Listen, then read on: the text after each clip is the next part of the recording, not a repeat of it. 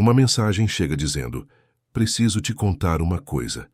E antes mesmo de terminar de ler, alguma parte da pessoa já sabe. Aconteceu de novo. Acontece com a dona de casa, que contou um segredo à vizinha de confiança e viu aquilo virar assunto na rua inteira.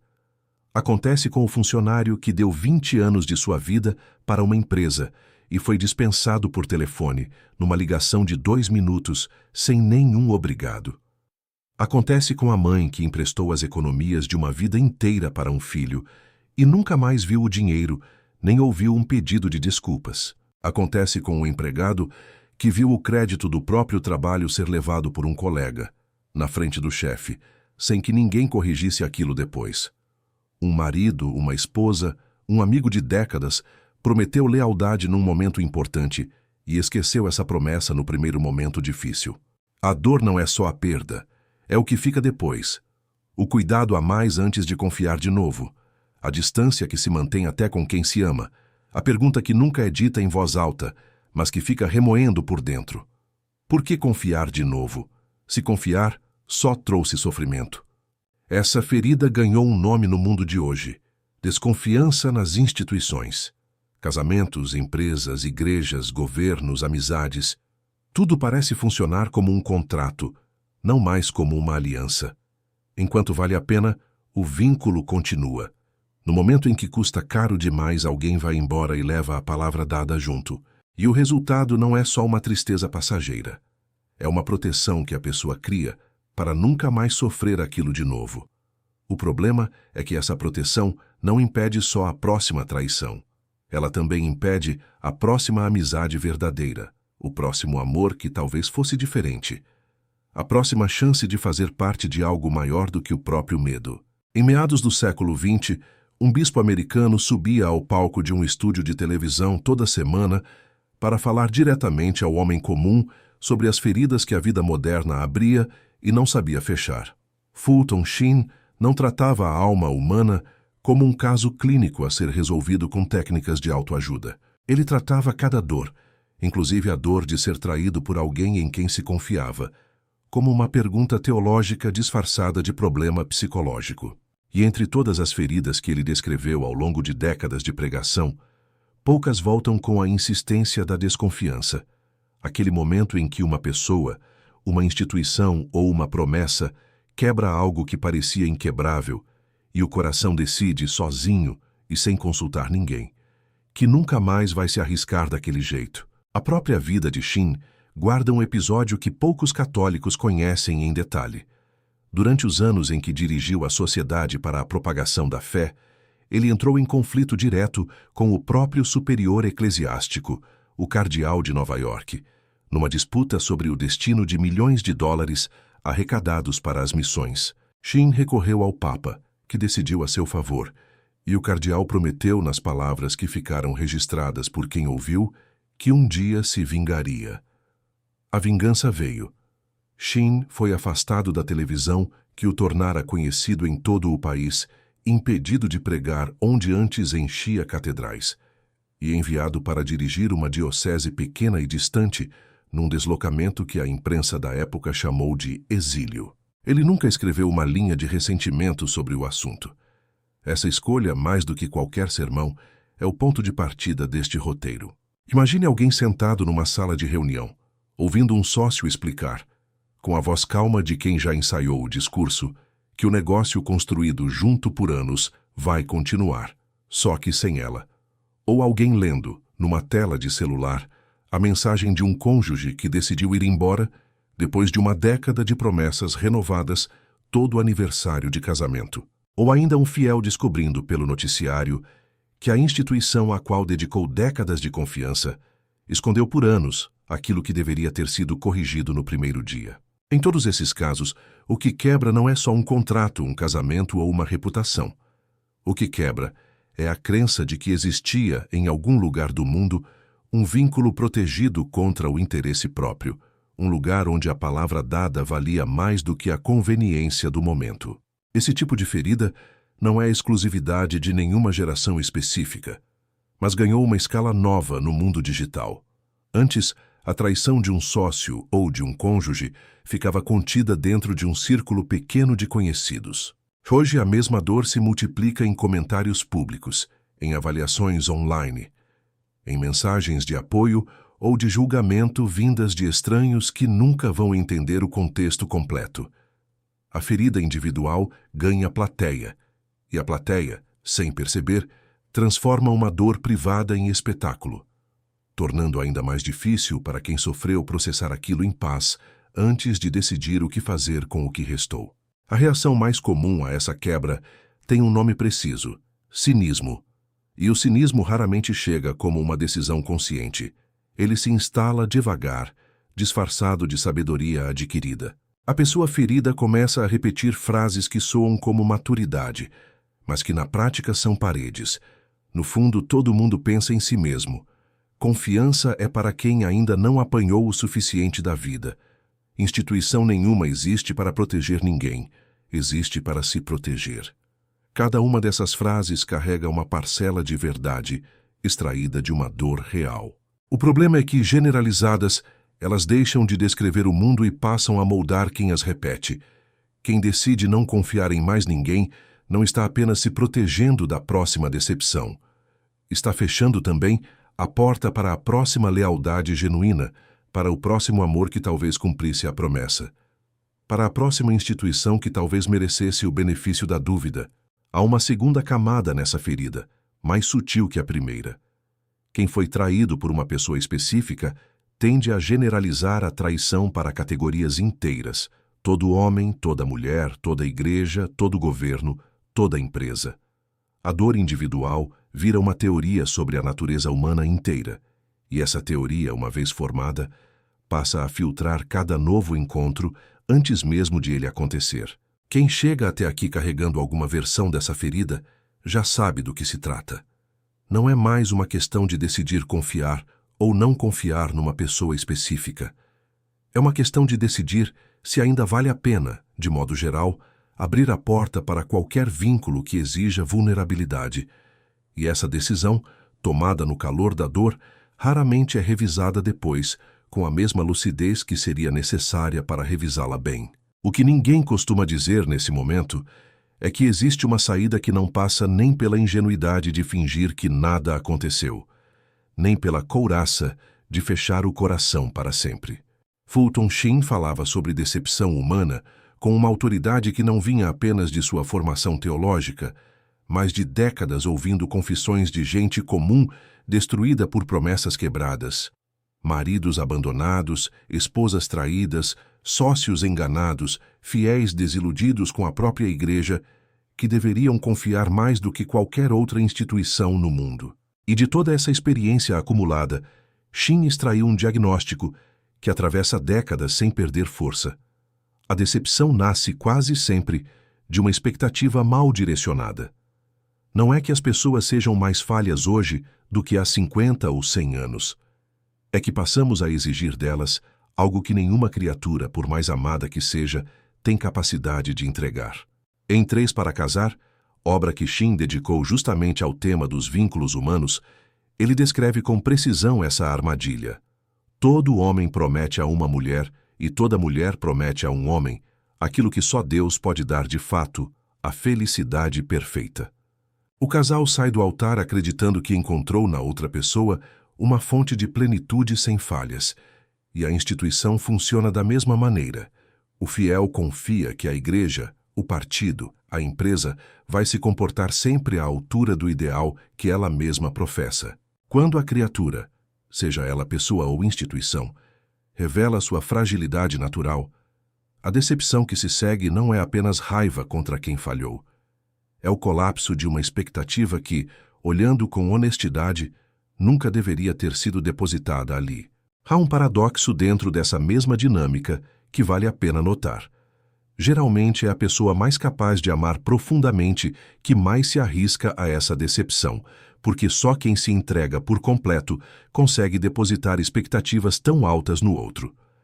Quem ama pela metade, com um pé sempre fora da porta, dificilmente constrói o tipo de confiança que, quando quebrada, deixa uma ferida dessa profundidade. Isso significa que a intensidade da dor sentida diante dessa traição específica não é sinal de fraqueza ou ingenuidade. É, ao contrário, sinal de que houve entrega inteira. O erro não estava na intensidade do amor. Estava apenas no endereço equivocado de uma expectativa que só cabia a Deus. Essa não é uma forma de justificar quem trai ou de diminuir a gravidade do dano causado. É o contrário. É reconhecer com precisão onde está o verdadeiro erro de cálculo. Colocar numa criatura humana ou numa instituição feita por seres humanos a exigência de perfeição absoluta é, na prática, transformar essa criatura num pequeno Deus particular. E todo Deus particular, mais cedo ou mais tarde, decepciona, porque nenhuma criatura foi desenhada para carregar esse peso. Shin não estava descrevendo uma fraqueza rara, restrita a casamentos mal-sucedidos ou a instituições especialmente corruptas. Estava descrevendo a condição comum de toda a relação humana desde sempre, incluindo as mais sagradas, das alianças familiares às promessas feitas diante do altar. A pergunta que resta, então, não é como encontrar finalmente alguém ou alguma instituição que nunca vá falhar. É outra pergunta, mais incômoda. O que fazer com a ferida depois que a criatura, inevitavelmente, revelou seus limites? Aqui está o motivo pelo qual essa ferida é tão difícil de curar sozinha. O cinismo, ao contrário do que parece, não é frieza. É uma forma de proteção que se disfarça de frieza. Quando alguém decide não confiar mais em ninguém, essa pessoa não está deixando de sentir. Está tentando controlar antecipadamente uma dor que, se voltasse a acontecer, pareceria insuportável pela segunda vez. O cinismo promete segurança emocional, e por isso é tão difícil de abandonar, mesmo quando a própria pessoa reconhece que aquela couraça está custando amizades, casamentos e oportunidades de recomeço que poderiam ter sido diferentes. Há uma segunda razão para essa dificuldade, ainda menos confortável que a primeira. Shin observava em Vitória sobre o vício que conhecemos as fraquezas alheias com uma clareza que raramente aplicamos a nós mesmos, e que criticar o outro é sempre mais fácil do que examinar a própria consciência. Quem foi traído tende a esquecer no calor da dor que também já decepcionou alguém em algum momento da vida, que também já prometeu mais do que conseguiu cumprir, que também já foi, para outra pessoa, a criatura que revelou seus próprios limites. Serve para lembrar que o mundo inteiro está cheio de criaturas falíveis, tentando amar umas às outras, com recursos limitados, e que a exigência de perfeição funciona nos dois sentidos. Também quem foi traído, algum dia, decepcionou alguém que esperava perfeição demais. Pense numa cena comum. Alguém decide, depois de uma traição, testar repetidamente a lealdade das pessoas ao redor, provocando pequenos conflitos só para verificar se elas vão embora como a anterior foi embora. Cada teste bem-sucedido alivia a ansiedade por alguns dias, mas nunca cura de fato, porque a prova pedida nunca é suficiente para silenciar o medo por completo.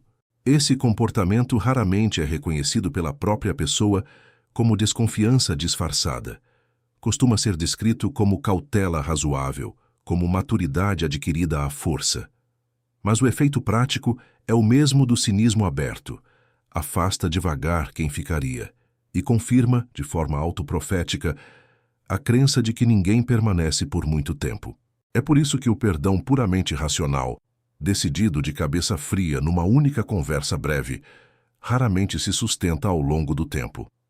A ferida da traição não é apenas uma informação errada sobre o mundo que pode ser corrigida com um argumento melhor. É uma reorganização emocional inteira, que envolve luto pelo vínculo que se pensava ter, raiva legítima pelo dano sofrido e medo concreto de que aquilo se repita. Ignorar qualquer uma dessas três camadas para tentar seguir em frente rápido demais costuma produzir um perdão de fachada, que desmorona na primeira nova decepção, porque a couraça nunca foi realmente retirada. Ela apenas foi pintada por cima com um verniz de boa vontade, fino o suficiente para rachar na primeira contrariedade.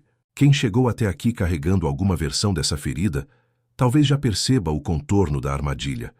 O mesmo contorno que se repete em consultórios, em confessionários e em conversas de fim de noite entre amigos, nem o cinismo total, que fecha a porta para sempre, nem o perdão apressado, que finge que a ferida não existiu, resolvem o problema de fato. Falta ainda o terceiro caminho, o único que Shin defendia com insistência. O primeiro passo concreto é nomear com honestidade o que foi violado. Explicando de outro jeito, antes de tentar perdoar qualquer coisa, é preciso dizer claramente e sem meias palavras o que aconteceu e o quanto aquilo doeu. Shin nunca pediu aos fiéis que fingissem que a traição não existiu ou que diminuíssem sua gravidade em nome de uma falsa paz. Isso doeu. Isso foi injusto. E a pessoa ou a instituição responsável tomou uma decisão que causou um dano real, não um mal-entendido, um dano de verdade. Pular essa etapa por medo de parecer ressentido é o erro mais comum de quem tenta perdoar rápido demais. Não existe perdão inteligente sobre uma ferida que ainda não foi reconhecida, nem que esse reconhecimento seja feito apenas para si mesmo. O segundo passo é separar duas coisas que a dor tende a misturar em uma só. De um lado está a justiça externa, o que a outra pessoa fez, e se ela um dia vai admitir isso ou pagar por isso. Do outro lado está a justiça interna, o tipo de pessoa que quem foi ferido decide se tornar depois do ocorrido. A pessoa que traiu pode nunca pedir desculpas, pode nunca reconhecer o erro, pode até seguir a vida sem nenhuma consequência visível. Isso pertence à justiça externa e ninguém tem controle total sobre ela. Mas a reação de quem foi ferido, o jeito como essa pessoa vai lidar com o mundo depois disso, pertence só a ela. Ninguém consegue obrigar ninguém a virar uma pessoa amargurada, desconfiada ou fechada. Se isso acontecer, foi uma escolha, compreensível diante da dor, mas ainda assim uma escolha. Vale repetir, porque é fácil esquecer no meio da dor. Perdão não significa reabrir a porta inteira de uma vez. O terceiro passo é o mais difícil de todos e também o mais decisivo. Transformar a própria ferida em instrumento de compaixão, em vez de deixar que ela vire arma de ressentimento. Shin explicava essa ideia com uma comparação simples, em Paz de Alma. Os céticos sempre pedem o milagre visível, descer da cruz quando o milagre verdadeiro e maior é justamente o perdão. Na prática, isso quer dizer o seguinte: quem já sentiu o peso completo de ser abandonado por alguém em quem confiava, desenvolve uma sensibilidade que quem nunca foi traído simplesmente não tem. É a capacidade de reconhecer, no olhar de outra pessoa ferida, uma dor que já foi vivida de perto. Essa sensibilidade, e não o discurso de quem nunca foi testado, é a verdadeira matéria-prima da autoridade moral. A presença tranquila de quem sofreu e escolheu, mesmo assim, não devolver o golpe recebido.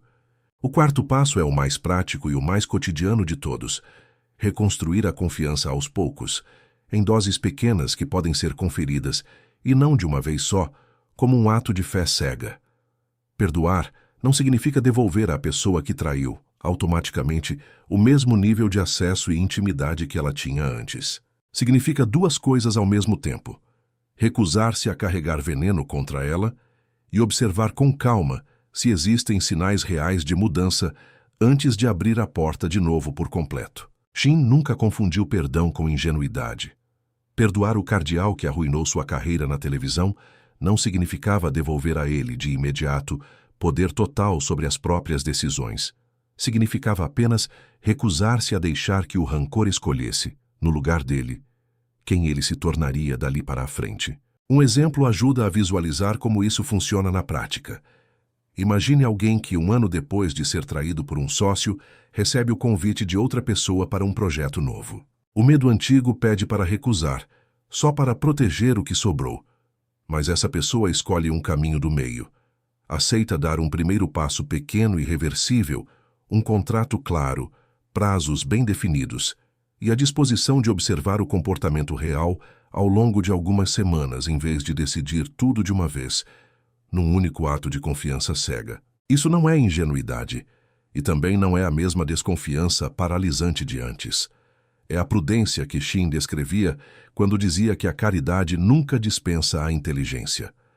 Reconstruir devagar, com sinais visíveis para observar no caminho, é exatamente o meio termo que o cinismo e a ingenuidade, cada um à sua maneira, tentam evitar. O que resulta desse processo, quando levado até o fim, não é alguém ingênuo que voltou a confiar cegamente na primeira pessoa que aparece. É alguém que aprendeu a diferença entre prudência e couraça, entre discernimento e desconfiança generalizada. É alguém capaz de amar de novo sem se entregar sem pensar. Capaz de servir a uma instituição imperfeita sem exigir dela a perfeição que só pertence a Deus.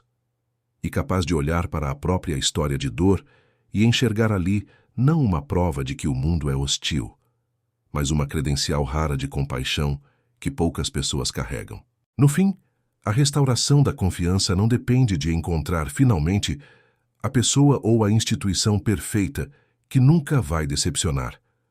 Depende de entender que a busca por essa perfeição sempre esteve, desde o início, mal direcionada. Toda criatura falha, porque toda criatura é criatura, e apenas o Criador sustenta sem exceção aquilo que promete. Reconhecer isso não diminui a dor de quem foi traído. Apenas devolve a essa dor o seu tamanho real, sem a inflação adicional de uma expectativa que jamais deveria ter sido depositada em mãos humanas. Cada pessoa precisa responder sozinha, diante da própria história, a uma pergunta que fica: o que você está fazendo hoje com a ferida que a traição deixou em você? Ela pode continuar sendo a razão pela qual você fecha a porta para qualquer vínculo novo. A desculpa pronta que você usa toda vez que alguém se aproxima demais. Ou pode se tornar, aos poucos, o motivo pelo qual você entende melhor do que a maioria das pessoas o que significa amar alguém imperfeito, sem exigir dele o impossível. Pense na próxima vez em que alguém próximo cometer um erro pequeno, esquecer uma promessa, chegar atrasado numa conversa importante, decepcionar você de um jeito que nem se compara à traição maior que você já viveu. Nesse instante minúsculo e cotidiano, você vai decidir, sem perceber que está decidindo, se aquela ferida antiga vai continuar comandando suas reações, ou se você finalmente aprendeu a diferença entre exigir perfeição de uma criatura e aceitar, com os olhos abertos, o amor imperfeito que ela é capaz de oferecer. Se você quer conhecer mais sobre como os outros santos enfrentaram as mesmas situações que vivemos hoje, assista a um dos próximos vídeos. Curta, se inscreva no canal e comente o que mais gostou. Toda semana temos mais documentários que farão você ser um pouco mais de Deus a cada dia. E talvez você entenda que cada vídeo não seja mais apenas uma história, talvez seja um chamado.